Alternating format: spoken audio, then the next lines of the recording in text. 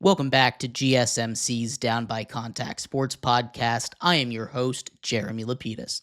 Today is Tuesday, May 13th. If you were just tuning in, we just finished going over everything you need to know about the Celtics, Jayson Tatum, and how his Achilles injury might affect them into the future.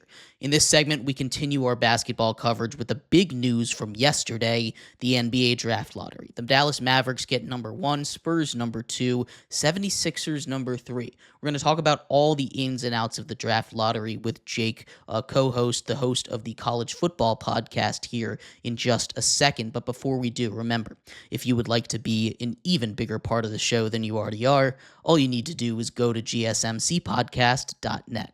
Or if you're on YouTube, you can use that super chat feature.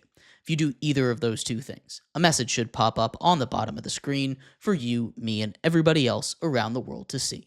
If you do have a burning question about sports, anything at all that you would like to ask, go ahead and throw that in the comments. Throw it in the chat. I will get to it as soon as I possibly can. I appreciate everybody so much for sticking around, talking some sports with us here on a beautiful Tuesday, May 13th. But like I was saying, we are going to get into the NBA draft lottery here a little bit, and we're going to start off with the big story. The Mavericks, number 1 overall pick. They've already come out, a report from Tim McMahon today, saying that they're going to take Cooper Flag. There was a lot of discussion about whether or not they were going to use that pick in a trade package for a guy like Giannis, or they were going to hold tight and pick Cooper Flag. There's still a lot of speculation about what this Mavs roster will look like with Cooper Flag. Do you think holding on to this pick is the right choice for the Mavs? What do you think they should do, if not? No, I think it's certainly the right choice for them, especially when you consider the Luka Doncic blockbuster that happened just a few months ago. This organization desperately needs a young face of the franchise type player. Yes, you have Anthony Davis. Yes, you have Kyrie Irving. But both those guys in their 30s, injury plagued players. Um, you get the guy in Cooper Flag, who has been one of the best probably American prospects since Zion Williamson, one of the best college basketball prospects in recent memory. This kid is a winner. I think you take him, no brainer for the Mavericks. I know there has been kind of speculation about would they trade this pick. I think though, for both the short and the long term kind of future of Dallas, this makes the most sense, right? Cooper Flag, the way he kind of plays the game, he's a winning basketball player. He contributes in a lot of different areas. And at the minimum, he's going to come in and give Dallas a super high floor player that they can slot right in next to Anthony Davis in the front court. A guy, though, in the long term, too, you look at him at what he could potentially be. Could he be an all-star type of player? Yes, I think that's certainly possible.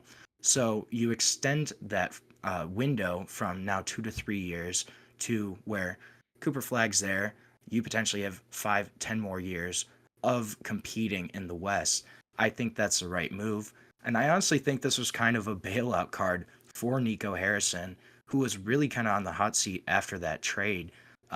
But you keep that pick, you get Cooper Flag, you put him with Anthony Davis, with Kyrie Irving. That's suddenly a team that looks much scarier in Dallas.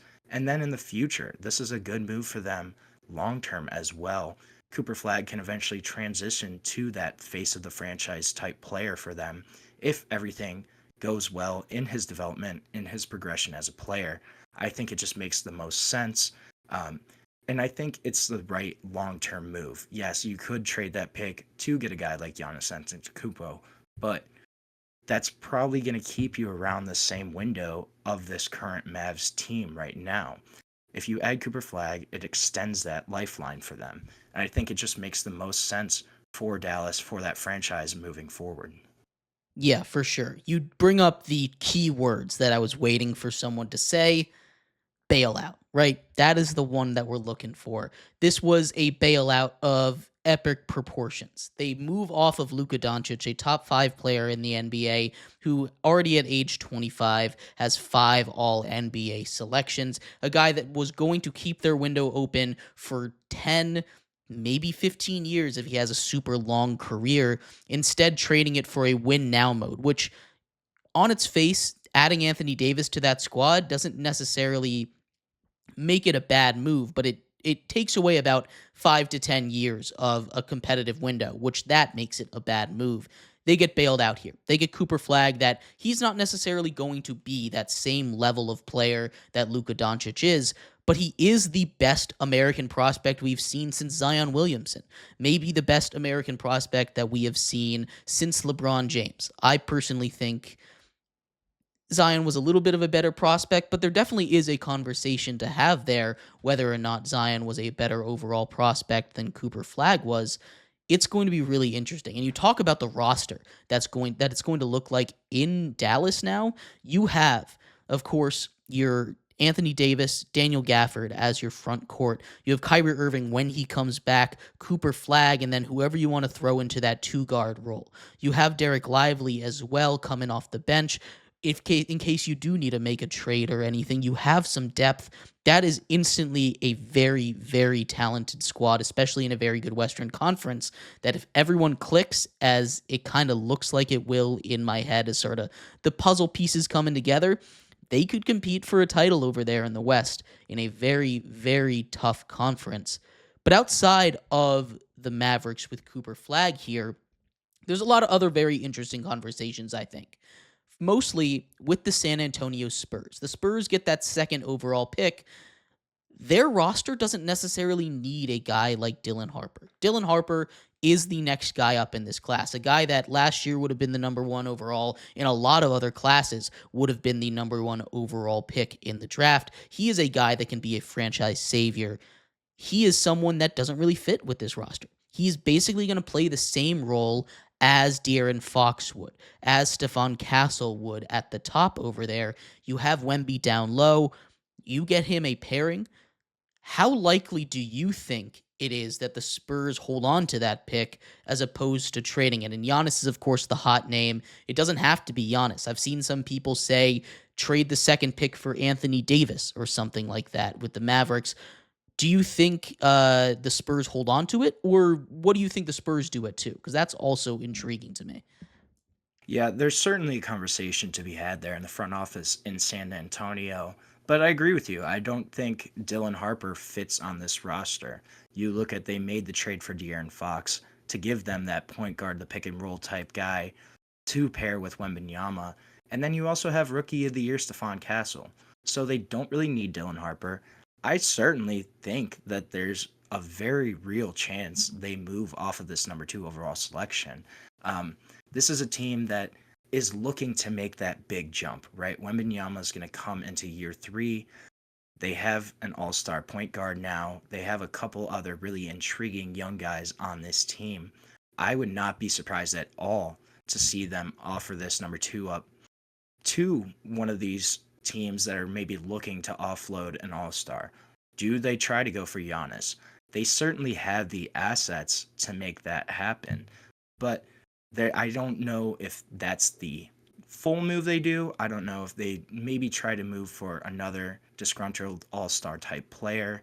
I don't know. I don't think it's super likely, though, that they end up holding on to this number 2 overall pick just because they have so many other options to kind of get contributing players from this pick if they were to trade it. I think they could certainly add to their roster and get better fits for that roster compared to what they could get at the number 2 overall selection. They really need a wing. I don't know if the value is there at number 2 to go and reach for a guy that maybe they like. San Antonio's obviously, they kind of run things their own way, but I don't know if it makes sense for them to hold on to that number 2 overall selection when you're looking at the long-term fit future of the Spurs.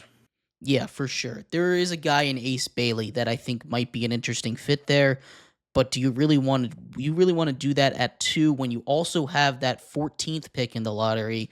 You can combo for someone that I think might be a little bit better than Ace Bailey immediately while your window is trying to be open. The other one that I thought was really interesting as far as the NBA draft lottery results was the Philadelphia 76ers. And we were talking a little bit about this before we went live here, but at pick 3, they get to keep that pick. If they'd have been 6 or later, they would have had to give that pick up to the Thunder, and God knows the Thunder don't need any more picks after all. They've got way too many already. The Philadelphia 76ers are a really interesting team right now. They could really do just about anything at this draft. Let's assume that Flag and Dylan Harper are both off the board at number 3. The next pick seemingly would be to get that wing and Ace Bailey, but you have a lot of really talented players already. You have your backcourt already set, probably with Jared McCain and Tyrese Maxey. You have a hopefully resurgent Paul George and a hopefully healthy Joel Embiid. They get a solid player. They get a guy that they can slot in to play that 3 role for them. That is one of the best starting fives in all of basketball. And they're not paying $500 million like the Celtics are paying to keep that roster around. I talked a little bit about this with Marab yesterday, Jake, but what do you think is the ceiling for this 76ers team, especially getting that number 3 pick? Could they find their way back to the top of the Eastern Conference after incredibly unlucky, unfortunate nightmare season for them? Well, I think the one word you said, the key word is hopefully, right? This team, they if everything goes right, they could be a top tier contender in the Eastern Conference, but everything hasn't gone right for them right now. You saw Paul George in his first season there really struggle. Embiid needs to stay on the court. Um, yes, I think that backcourt is set, and I do agree. I think they probably go for a guy like Ace Bailey that can develop into a really high level scorer for them, give them some added depth kind of on that wing in case Paul George maybe continues his decline. But I think if everything does click right, there's certainly a team to watch out for in the Eastern Conference. This is not a super deep conference right now. You have a couple teams in the Cavs. We don't know what's going to happen with Boston. Um, but the Cavs, the Knicks, the Pacers seem to be right up there as well right now. But this is certainly a wide open conference. It's very possible that Philly can vault back up to the top of the Eastern Conference with a really solid draft pick at number 3, with that roster just bouncing back from last year. If Paul George gets back to any version of his prior self, that's an all-star wing, a guy that can really help your team. If Joel Embiid can play, 60, 65 games, which for him is a big ask, this can be a really great 76ers team. It's just they're going to have to hit on that. Everything's going to have to go right for this team to kind of bounce back. But when you look at the talent, when you look at the on paper roster of the 76ers, especially if, say, they do add a guy like Ace Bailey in the draft, that's a really dangerous team in the Eastern Conference, a team that can certainly compete to go to the finals, to win the East. I think that's very much their ceiling. Um, we'll see if they can get there, though. They certainly did not look anything like their prior versions in 2024. They're going to need to bounce back. They're going to need Paul George, Embiid to step back up. Even if you do get a really high level rookie, it can't all be on that rookie, right? You got to have your stars step up and push the Sixers team back up into the top of the Eastern Conference.